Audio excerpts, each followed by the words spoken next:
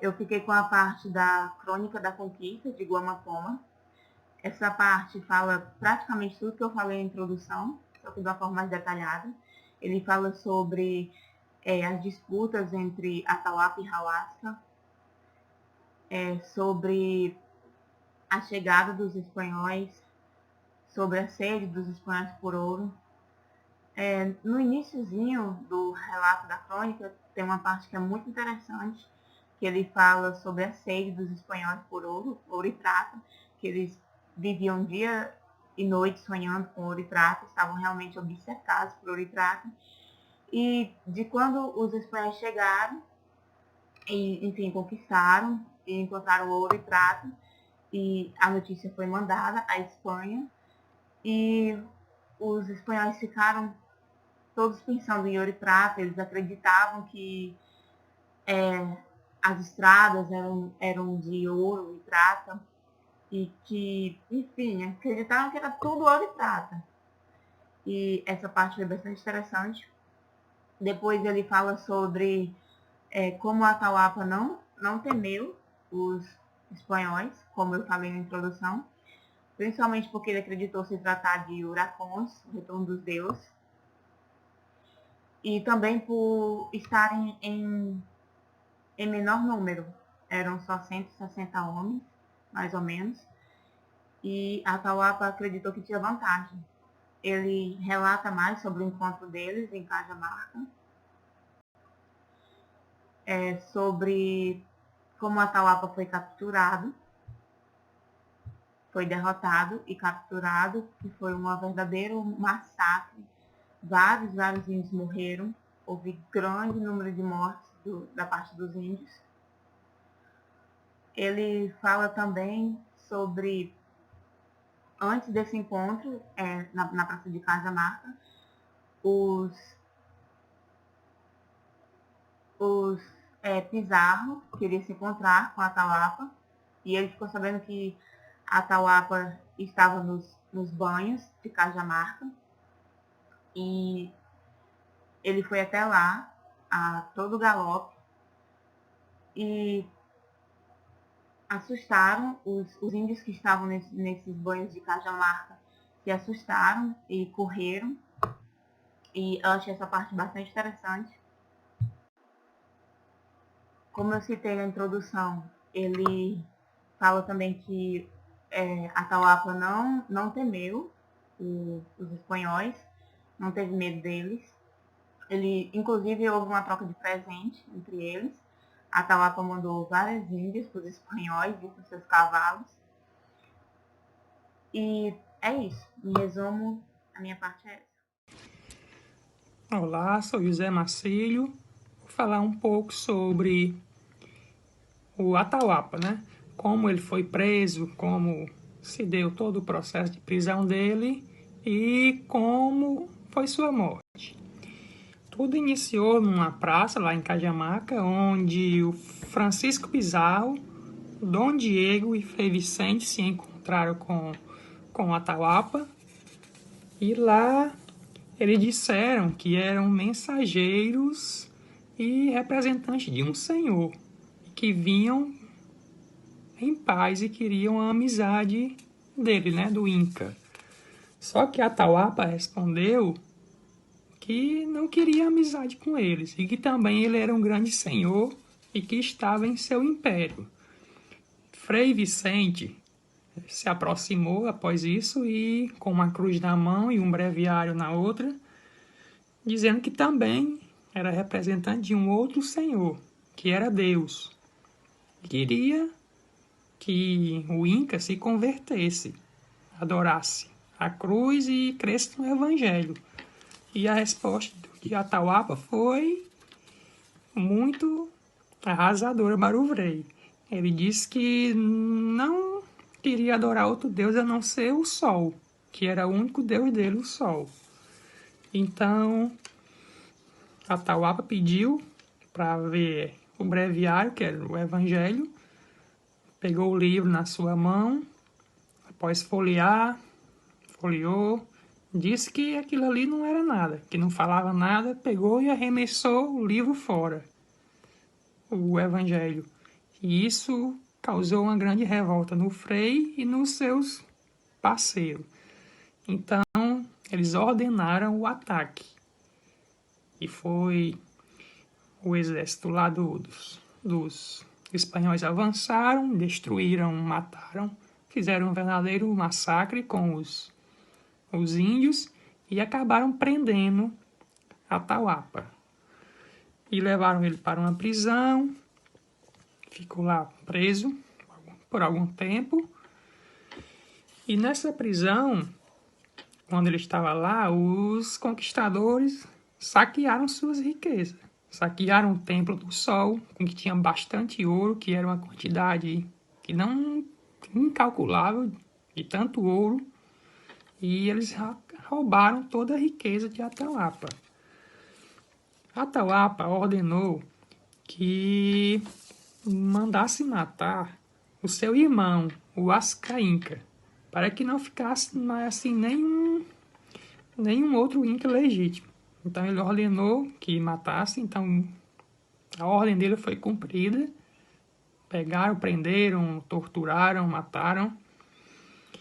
E logo em seguida veio a condenação de Atahualpa. Mandaram matar Atahualpa, foi morto e degolado. Na prisão, mesmo tendo já toda a sua riqueza saqueada, já não tinha mais praticamente nada, porque tudo já tinha sido roubado pelos espanhóis. É isso. Olá, meu nome é Igor. Eu vou seguir com os acontecimentos relatados por Guamán Pomar. E aí, a notícia dessas riquezas começa a chegar na Europa. E aí isso provoca uma nova leva de vindas de espanhóis para a América. Tudo isso, né, pautado na questão da cobiça. É uma coisa que o autor sempre trata, né? Que tipo, os europeus tinham muita essa ânsia de ouro, prata, ouro, prata, ouro, prata. E aí começa a ocorrer esse processo. Na verdade, se dá prosseguimento a esse processo de conquista, exploração. E nessa fase da conquista, nessa nova fase, a conquista ela ocorre de forma menos combativa. Não que não houvesse combates, claro, mas como os espanhóis já entendiam como funcionava um pouquinho da cultura inca, eles chegavam às comunidades e se denominando como os próprios incas. Então, as populações daquelas comunidades, dos locais, ficavam muito assustados com aqueles homens brancos, estranhos, barbudos. Então, muitos se afirmando como Inca, então muitas dessas pessoas começavam a fugir. Nessa época ocorreu muito processo de roubo, né, de exploração, como a gente trata, porque os espanhóis estavam naquele processo, ouro, prata, como já dito.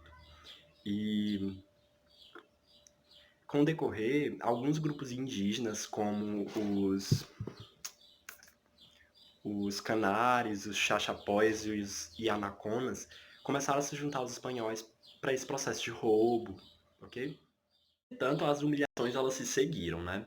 Esse processo de conquista continuou muito muito forte. Os espanhóis eles continuavam prendendo pessoas importantes. Um desses casos foi quando Dom, Dom Francisco e Dom Diego de Almagro decidiram prender o Apu Huamachuao, que era o segundo nome inca naquele período. E aí a intenção era sempre a mesma, né? Pedir ouro, prata. Nesse caso, eles fizeram as reivindicações, conseguiram, mas assassinaram ele queimado. Aí se percebe, né, que as histórias dos incas sempre fundam nisso, né? Tipo, os espanhóis eles negociam de alguma forma, mas eles acabam matando a pessoa. Essa figura importante, na maior parte dos casos, né, pelo menos. Dele, Manco II é elevado ao cargo de rei pelos seus capitães e conselheiros. E Manco II, ele tem uma característica bem importante nesse relato do Pomar, porque mais pra frente a gente vai ver os relatos, um relato feito por Garcilaso, que o Manco ele age de uma forma mais pacífica do que nesse relato apresenta ele, sabe? Porque neste relato especificamente, o Manco, ele se revolta contra essas atitudes dos espanhóis, esse ato de violência, de exploração que eles estavam realizando, das humilhações, né, propriamente dito. E aí ele resolve que vai fazer um cerco à cidade de Cusco para atacar os espanhóis, né, desses cristãos. O fato é que ele consegue reunir muitos índios para fazer esse cerco. Então ele consegue cercar a cidade de Cusco e os cristãos espanhóis que estavam lá se sentiram realmente derrotados naquele período. Entretanto, o relato ele traz algumas questões que põem em prova, tipo, até que ponto esses relatos são verdadeiramente históricos. Vou pontuar por quê. No relato conta que o Manco ele faz esse cerco com um número incontável de índios. E aí eles põem fogo numa casa inca que estava sendo usada como templo pelos cristãos. E aí é a primeira parte do que eu acho interessante, mas ao mesmo tempo que abre ponto para reflexão sobre o próprio texto, assim, essa coisa de levar em consideração o cristão, né? Porque conta que o fogo ele começou a pegar muito forte, mas ele se recusava a chegar na Santa Cruz. Então, já nesse momento, afirmavam ser o milagre de Deus. Isso está ocorrendo. E aí outro milagre ocorreu, que esse sim é mais surpreendente e por estar num relato histórico me faz pensar que talvez o autor do texto tenha pesado um pouco para o lado religioso nesse momento. Mas o que ocorreu? O cerco estava estabelecido sobre o centro de Cusco, e aí as pessoas estavam clamando por misericórdia, por Deus, para que Deus tivesse misericórdia deles, que Maria rogasse, que todos os santos pudessem ajudar. E aí, em dado momento, caiu um raio, um trovão muito forte, e São Tiago baixa para proteger aquela cidade. E aí no relato conta que ele estava num cavalo branco, armado de escudo e com a espada desembainhada. E aí ele começou a atacar esses índios do cerco, matando a maior parte e destruindo, desembaratando esse cerco feito por Manco. No momento do cerco, o Manco II ele se põe em fuga para Tambo. E aí nessa cidade, ele cria um povoamento, ele ergue casas, só que ele começa a se sentir inseguro, e aí, tendo esse medo de ser capturado, ele adentra as montanhas com os familiares e capitães de Vilcabamba. E aí, nisso ele constrói uma nova cidade de Cusco, e eles tinham uma própria modo de viver que era o seguinte: o Manco II ele começou a ordenar os capitães que roubassem na cidade, no caminho real entre Cusco e Lima. Então, eles tinham esse modo de sobrevivência agora partindo desse processo de roubar as cargas que passavam por esse caminho real. Tanto que o Manco II ele tinha um grande aliado, que era o Diego Mendes, não, Diego Mendes, que que dava essas informações de quando essas cargas estavam saindo para que eles pudessem roubá-las, né? Quando estivesse no caminho. Eu citei o caso do Diego Mendes porque ele é uma figura importante quando se trata de Manco II. Por quê? Além dele ter dele ser um aliado do Manco, eles geralmente bebiam juntos. E aí, numa dessas vezes que eles estavam bebendo, os dois estavam muito bêbados. E eles se exaltaram, começaram a discutir um com o outro. E, surpreendentemente, Diego Mendes mata o Manco II. E aí os capitães eufóricos com a situação também matam Mendes. Então se sabe que as histórias dos Incas sempre tem esses processos, né? De morte matada, como se diz, né? Porque sempre ocorre algo que faz com que os Incas morram de forma muito trágica, surpreendente, no caso de Atahualpa, no caso de Manco II. E aí a gente vai ver mais pra frente mais alguns. Mais um, especificamente, que é o... E aí, dando prosseguimento, Tupac Amaru, ele se torna Inca, e ele é bem jovem, tem 15 anos, depois desses processos do Manco II, né, claro.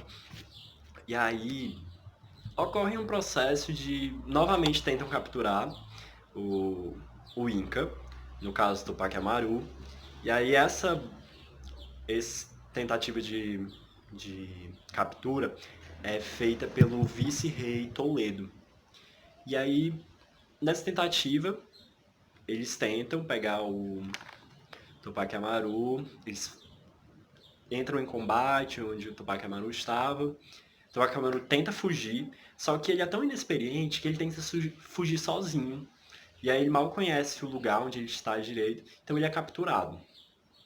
Só que outra coisa que parece ser bem do tipo cultural dos incas, dessas figuras de comando, serem muito exaltadas e terem uma personalidade um pouco forte, pode-se dizer assim, porque o rei Toledo pede para falar com